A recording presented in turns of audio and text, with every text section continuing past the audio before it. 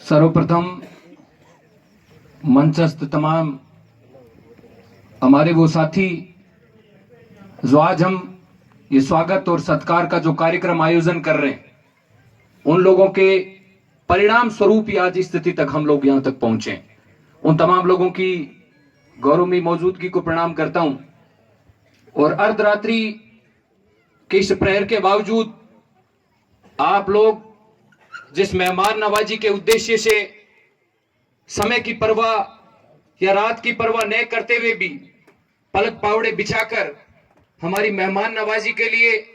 आप तमाम लोग जो ग्रामवासी बैठे हैं, आप तमाम लोगों की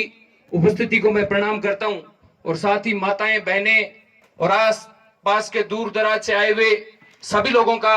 मैं धन्यवाद देना चाहता हूं कि आप लोग अपना कीमती समय निकालकर हम लोगों को आशीर्वाद देने के लिए। और जिस लड़ाई की हम बात कर रहे थे, मैं छात्र संघ अध्यक्ष बनना कोई बड़ी बात नहीं है, लेकिन इस लड़ाई को जिस आशा और विश्वास के साथ बीकानेर संभाग ही नहीं, अभी रामनिवास जिस चीज की बात कर रहा था, हो सकता है विश्वविद्यालय राजस्थान में अनेक बड़े हों, लेकिन अगर किसी कॉलेज विशेष की बात की जाए तो राजकीय डूंगर महाविद्यालय बीकानेर नहीं बल्कि पूरे राजस्थान का सबसे बड़ा कॉलेज है। उस महाविद्यालय के अंदर जिस आशा और विश्वास के साथ विद्यार्थियों ने हम पर भरोसा जताया है, हम लोगों का फर्ज बनता है, हम लोगों का कर्तव्य बनता है कि हम लोग अपनी रात और दिन की परवाह नहीं करते हुए, दिन रात एक करते हुए, जिस प्रकार से चुनाव के समय में हम लोग अपनी भूख प्यास छोड़कर अपनी आवाज को, जिन मुद्दों को लेकर हमने काम किया विगत एक वर्ष, उन मुद्दों को विद्यार्थी तक पहुंचाने का काम किया। हम लोगों का फर्ज बनता है कि अगले एक वर्ष तक उन विद्यार्थियों की हर दर्द को, विद्यार्थी की हर लड़ाई को, विद्यार्थी की हर मांग को अपनी मांग समझकर, अपना दर्द समझकर उनकी लड़ाई को ईमानदारी से लड़ने का काम करें। वो लड़ाई तभी लड़ सकते हैं जब आप लोगों ने चुनाव के अंदर जिस प्रकार का सहयोग किया, वो सहयोग आप लोग आगे एक वर्ष लगातार जारी रखें, क्योंकि महज छात्र संघ अध्यक्ष बनना बड़ी बात नहीं है, लेकिन उसका कार्यकाल किस प्रकार से हम लोग सफल करवा सकें। जो टीम बीकानेर से 170 किलोमीटर का सफर तय करके यहां पर पहुंची है, मैं इस छात्र संघ चुनाव के अंदर आज जिस स्थिति में हम यहां पर पहुंचे, उसके लिए उस यहां पहुंचे प्रत्येक साथी को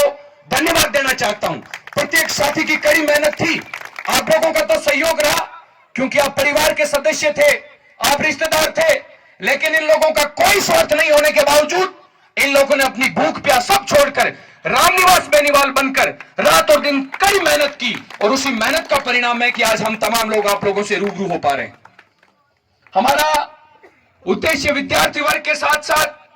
किसान की आवाज को भी उठाना रहता है। जब किसान की विभिन्न मांगों को लेकर पूरे राजस्थान के अंदर आंदोलन हो रहा था, तो बीकानेर जिले के अंदर समय जो तय किया गया था 4 बजे का, कि 4 बजे राष्ट्रीय राजमार्ग को रोकना है, तो हमें जयपुर रोड पर नौरमदेसर गांव में जिम्मेवारी मिली थी और हमने 3:55 पर राष्ट्रीय राजमार्ग को बंद कर दिया था, कि हमने किसान का बेटा होने के नाते अपना फर्ज, अपनी जिम्मेवारी ईमानदारी से निभाने की पूर्ण कोशिश की है। लेकिन कभी कभी सबसे ज्यादा आरोप इसी युवा शक्ति पर लगते हैं, सबसे ज्यादा आवारे बदमाश की बात की जाती है तो गांव के बड़े बुजुर्ग कभी कभी बात जरूर करते हैं कि ये तो आवारा और बदमाश हो गई, लेकिन जब देश की सीमाओं पर गोली खाने की बात आती है तो ये युवा शक्ति अपना सीना चौड़ा करके देश की सीमाओं पर गोली खाने के लिए तैयार रहती है। जब देश के अंदर दामिनी के साथ कुकृत्य होता है, दिल्ली पर तिरंगा लेकर सड़कों पर उतरकर लड़ाई लड़ने की बात आती है, तो यही युवा शक्ति हाथ में तिरंगा लेकर सड़कों पर सबसे आगे दिखाई देती है। जब देश के अंदर कोई बहुत बड़ा परिवर्तन या क्रांति हुई, आज जिन परिस्थितियों के अंदर हम बैठे हैं, देश जब गुलामी की बेड़ियों के अंदर जकड़ा हुआ था, उस समय बहादुर शाह जफर की वो 4 लाइनें मुझे याद आती है। जब उन बातों का हम जिक्र कर रहे हैं, जब 80 साल का बूढ़ा बादशाह, जब अंग्रेजों ने एक बात उनके सामने रखी कि दम दमे में दम नहीं है, खैर मांगो जान की, ए जफर झुकने लगी शमशीर हिंदुस्तान की। तो 80 साल के उस बूढ़े बादशाह के जो लक्ष्य थे, वो हमें एक सीख लेने की बात है। हमें उन शब्दों से सीख लेनी चाहिए कि गाजियों में बू रहेगी जब तलक ईमान की, तख्त लंदन तक चलेगी तेग हिंदुस्तान की। ये वही हिंदुस्तान है जिसमें 80 साल के बुजुर्ग के अंदर भी वो लड़ाई लड़ने की ताकत, वो लड़ाई लड़ने का एक जज्बा था। वो जज्बा हम तमाम साथियों के अंदर आज भी है। देश के अंदर जब 1857 की क्रांति हुई या 1857 से लेकर 1947 तक देश की आजादी को जो लड़ाई लड़ी गई, उस लड़ाई के अंदर जिन लोगों को फांसी दी गई या जिन लोगों को अंग्रेजों की सामंती गोलियों के सामने भुना गया, उनमें से 90% लोगों की उम्र 18 साल से लेकर 25 साल थी। तो मैं बता देना चाहता हूं, सबसे बड़ा नारा लगता है पूरे देश के अंदर कि जिस ओर जवानी चलती है उस ओर जमाना चलता है, लेकिन हम लोगों को इस बात को कारगर साबित करना है। चाहे किसी भी क्षेत्र के अंदर हमें जिम्मेवारी मिले, जो राजनीति के अंदर अपना क्षेत्र चुन रखा है जिन लोगों ने, उन लोगों का फर्ज बनता है कि राजनीति को आज सबसे बुरी स्थिति में माना जा रहा है। राजनीति की एक लोग परिभाषा बदल चुकी है अब तक, जिन परिस्थितियों के अंदर राजनीति चल रही है। हम लोगों की जिम्मेवारी बनती है जिस आशा और विश्वास के साथ, चाहे गांव के अंदर सरपंच की बात हो, चाहे जिला परिषद का सदस्य हो, चाहे पंचायत समिति का सदस्य हो, चाहे वो किसी भी क्षेत्र से चुनकर विधायक आता है या सांसद आता है, जिस आशा और विश्वास के साथ उस क्षेत्र के लोग उसे अपना समर्थन देते हैं, उस बात को अपने क्षेत्र तक ईमानदारी से पहुंचाने का उस व्यक्ति का जिम्मेवारी बनती है, उस व्यक्ति का पूर्ण दायित्व बनता है। जब 2017 के अंदर एनएसवी के चुनाव हुए, मैं एकदम गरीब किसान परिवार से निकला हुआ व्यक्ति हूं। आज जिन परिस्थितियों के अंदर हम जी रहे हैं, हो सकता है लोग बड़ी उम्मीदें रखें, लेकिन हम उम्मीदों पर खरा उतरने का 100% प्रयास करते हैं। लेकिन आप लोगों को एक बात मैं आप लोगों के बीच में साझा कर दूं, पिछला जो 2017 के अंदर जून में चुनाव हुआ एनएसवी का, उस समय से अब तक के समय की बात कर ले तो 1 साल और 3 महीने हुए। अब तक 1 साल और 3 महीनों के अंदर लगभग मेरे हिसाब से 50% ऐसे दिन होंगे जिस दिन हम लोगों ने एक समय का खाना खाया है। सिर्फ एक समय का खाना खाकर हम लोगों ने लड़ाई को ईमानदारी से लड़ने की कोशिश की है। आज कई लोग बातें कर रहे थे कि आप पैराशूट उम्मीदवार लेकर आ गए, क्या रामनिवास बेनीवाल जो बीकानेर से भले ही दूर दराज किसी गांव से आता हो, लेकिन जब संगठन की किसी लड़ाई के अंदर, जब विद्यार्थियों की मांगों को लेकर वर्तमान राजस्थान सरकार के खिलाफ या महाविद्यालय प्रशासन के खिलाफ जब हम लोगों की लड़ाई चल रही थी, चाहे फीस वर्दी का आंदोलन की बात कर लें दोस्तों, चाहे सीट वर्दी के आंदोलन की बात कर लें, सीटें बढ़ाने को लेकर या फीस वर्दी को वापस लेने की मांग को लेकर जो बड़ी बड़ी लड़ाइयां, पूरे राजस्थान का सबसे बड़ा आंदोलन हमने बीकानेर के अंदर लड़ा, जिसमें चाहे जेल के अंदर 4 दिन तक भूखा रहने की बात हो, आपका रामनिवास उस लड़ाई के अंदर अंतिम पंक्ति में खड़ा था। और मेरी भी ये जिम्मेवारी बनती थी कि अग्रिम पंक्ति के साथ साथ अंतिम पंक्ति में खड़े हुए व्यक्ति पर भी पूरा ध्यान रखा जाए। और इसी आशा और विश्वास के साथ हमने रामनिवास पर विश्वास जताया। आप लोगों का सहयोग रहा इस छात्र संघ चुनाव के अंदर, लेकिन इस कार्यकाल को सफल करवाने की आप तमाम लोगों की जिम्मेवारी है। मैं आप लोगों से यही विश्वास और आशा रखता हूं कि इस पूरे साल के दौरान आप लोगों का सहयोग मिलेगा। निश्चित रूप से हमने जिन लड़ाई को लेकर छात्र संघ चुनाव के दौरान बीच में जिस लड़ाई को छोड़ दिया, राजस्थान विश्वविद्यालय और जयनारायण व्यास विश्वविद्यालय के अंदर जोधपुर में जो 5% की छूट दी जाती है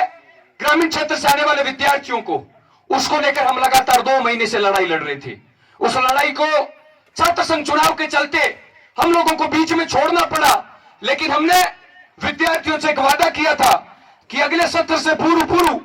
5% जो विद्यार्थियों को छूट मिले, चाहे जो छात्र है, जो हमारी बहनें यहां पर कोई भी बात सुन रही है,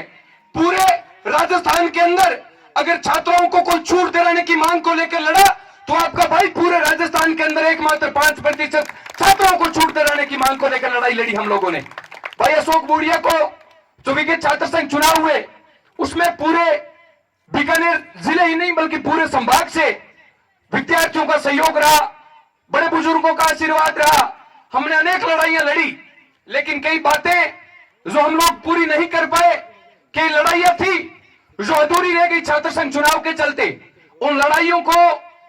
चरम तक पहुंचाने की हम लोगों की जिम्मेवारी बनती है। इसी आशा और विश्वास के साथ हम चुनाव लड़े। हमारा उद्देश्य केवल छात्र संघ चुनाव लड़कर गाड़ी के आगे प्लेट लगाना कतई नहीं है। हमारा उद्देश्य चाहे सड़क पर बैठकर सोना पड़े, चाहे लड़ाई लड़नी पड़े, हमारी प्राथमिकता पहले भी किसान और विद्यार्थी वर्ग था, हमारी प्राथमिकता आज भी किसान और विद्यार्थी वर्ग है। हमारी जिम्मेवारी छात्रों की आवाज को प्रखर और मजबूत करने की है, लेकिन हमने किसान की लड़ाई को भी कभी कमजोर साबित नहीं होने दिया। चाहे बीकानेर जिला मुख्यालय के अंदर जब डोंगरगढ़ से 50,000 किसानों ने इस सरकार को घुटनों के बल बैठने पर मजबूर किया, उस लड़ाई के अंदर भी हमारी पूरी टीम अग्रिम पंक्ति के अंदर साथ खड़ी थी। मैं एक साथी का धन्यवाद देना चाहता हूं। हो सकता है मंच पर तो केवल 5% लोग बैठे हैं, लेकिन सामने जितने भी लोग बैठे हैं, यहां पर बैठे प्रत्येक साथी का मैं आजीवन ऋणी हूं और आपको विश्वास दिलाता हूं कि आप लोगों की लड़ाई को, आप लोगों की आशा और उम्मीद को, आप लोगों के विश्वास को, चाहे हमें आखिरी सांस तक लड़ना पड़ा, लेकिन आप लोगों के विश्वास की इस डोर को हम टूटने नहीं देंगे। यह मैं आप लोगों से वादा करता हूं। वो समय भी चला गया, वो सरकार भी सत्ता में नहीं है जो गांधी जी के विचारों को मानकर या हिंसात्मक तरीके से आप लोगों की बातों को मजबूती दे देती थी। वर्तमान समय के अंदर जो सरकार सत्ता में काबिज है, जिस सरकार ने युवाओं से 15 लाख नौकरियां देने का वादा किया, जिस सरकार ने हमारे बेरोजगार साथियों को उम्मीद जताई कि हम लोग आप लोगों को रोजगार देंगे, जिस सरकार ने किसानों पर भरोसा जताया कि हमने किसानों को हम 8 घंटे की बिजली देंगे, जिस सरकार ने वादा किया सूरत संकल्प यात्रा के दौरान कि हम नहर वितरिकाओं के अंदर किसानों को पूर्ण पानी देकर उन लोगों को सिंचाई के अंदर सहयोग प्रदान करेंगे, वो सरकार अपने वादे से मुकर गई। इस सरकार को उसके हद तक पहुंचाने की हम तमाम लोगों की जिम्मेवारी बनती है, क्योंकि जो व्यक्ति या जो सरकार वादे से मुकर जाए, उस सरकार को उस अंजाम तक पहुंचाने की हम लोगों की जिम्मेवारी बनती है। इसलिए मैं आप लोगों को बता देना चाहता हूं कि जिस प्रकार की वर्तमान परिस्थितियां हैं, उन परिस्थितियों के अंदर हम लोगों को घरों से निकलकर अपनी आवाज को मजबूती देकर लड़ना होगा, क्योंकि फूल बनकर जो जिया उसको यहां मसला गया। आदमी फौलाद के सांचे में ढलना चाहिए और छीनता है जब भी कोई हक तुम्हारा, उस वक्त तो आंख से आंसू नहीं सोला निकलना चाहिए, सोला निकलना चाहिए। वो समय चला गया जब हम लोग आंखों से आंसू निकालकर या खुद को ऐसा है और निर्बल महसूस करते हुए या तो किसान फांसी का फंदा चूमता था या फिर अपना घर छोड़कर कहीं और पर पलायन कर लेता था। बड़े बड़े भामाशाह, बड़े बड़े धनाढ़ियों के घरों पर हम लोगों ने अपनी जमीन, अपनी पगड़ी गिरवी रखकर हम लोगों ने खेती की है, क्योंकि मैं तो खुद एक किसान का बेटा हूं, किसान के हर दुख, किसान के हर दर्द से वाकिफ हूं। और वो समय भी दूर नहीं है जब आने वाले समय के अंदर किसान की सरकार होगी और किसान खुशहाल होगा। किसान जिस आशा और उम्मीद के साथ आज जी रहा है, निराश होने की कतई आवश्यकता नहीं है, क्योंकि जब हम बिजाई करते हैं, जिस प्रकार से मां अपने बेटे का लालन पोषण करती है, उस प्रकार से किसान अपनी फसल को तैयार करता है। उस परिस्थितियों के बाद में जब सरकार के द्वारा पानी की कटौती कर दी जाती है, तो तैयार हुई हुई फसल खत्म हो जाती है और वो फसल एक जवान बेटे की मौत का काम करती है। दोस्तों, जिस प्रकार से एक जवान बेटे की मौत होती है, उसी प्रकार से तैयार हुई हुई फसल जब खत्म होती है तो किसान किस दुर्दशा के अंदर जीता है। हम तो उन तमाम परिस्थितियों से वाकिफ हैं। ज्यादा बातें नहीं करते हुए मैं आपको इतना ही विश्वास दिलाता हूं कि आसपास के पूरे क्षेत्र ही नहीं बल्कि पूरे बीकानेर जिले के अंदर विद्यार्थी वर्ग के साथ साथ जब भी किसान वर्ग के किसी भी व्यक्ति को आवश्यकता पड़े, निसंकोच आप हमें याद करें। आप लोगों की हर लड़ाई को हम बड़ी मजबूती के साथ लड़ने का प्रयास करेंगे, क्योंकि सरकार जिस हठधर्मिता के साथ बैठी है, उन मांगों को पूर्ण करवाना तो बेहद बड़ी लड़ाई है, लेकिन आप लोगों की हर बात को, आप लोगों के हर दर्द को अपना दर्द समझकर लड़ाई लड़ने का हम लोग पूर्ण प्रयास करेंगे। आप तमाम लोगों ने बुलाकर माननीय सम्मान दिया, उसके लिए आप लोगों के सदैव ऋणी रहेंगे और यही आशा करते हैं कि किसानों की फसलें जिन परिस्थितियों के अंदर वर्तमान समय के अंदर है, ऊपर वाला मेहरबान होकर अगर बारिश कर दे तो हो सकता है किसान के इस दुख दर्द को सुनने वाला कोई ना कोई तो इस देश के अंदर, इस प्रदेश के अंदर मिले, क्योंकि सरकार तो किसान की बात को जिस प्रकार से नकार रही है, वो तो वही बात हो गई कि आज हमारे गांव के अंदर कोई भी व्यक्ति को जब उसका स्वार्थ सिद्ध हो जाता है तो उसके बाद जिस प्रकार से वो गर्दन हिलाकर नकारता है, उसी परिस्थितियों के अंदर वर्तमान सरकार जी रही है। इसलिए आप सभी लोगों का बहुत बहुत धन्यवाद देना चाहता हूं कि आप लोगों ने बुलाकर हम लोगों का माने सम्मान दिया, हमारा आदर सत्कार किया। हम तो केवल आप लोगों का आशीर्वाद लेने के लिए यहां पर आए थे, क्योंकि बड़े बुजुर्गों का आशीर्वाद सदैव एक नई ऊर्जा, एक नई ताकत प्रदान करता है। पूरे बेनीवाल परिवार का, भाई रामनिवास बेनीवाल, बेदी सीधा लड़का है, क्योंकि यहाँ के आसपास के लोगों को हमने देखा है, क्योंकि जिन परिस्थितियों के अंदर किसान अपना समय गुजारता है, रोजी रोटी की व्यवस्था कर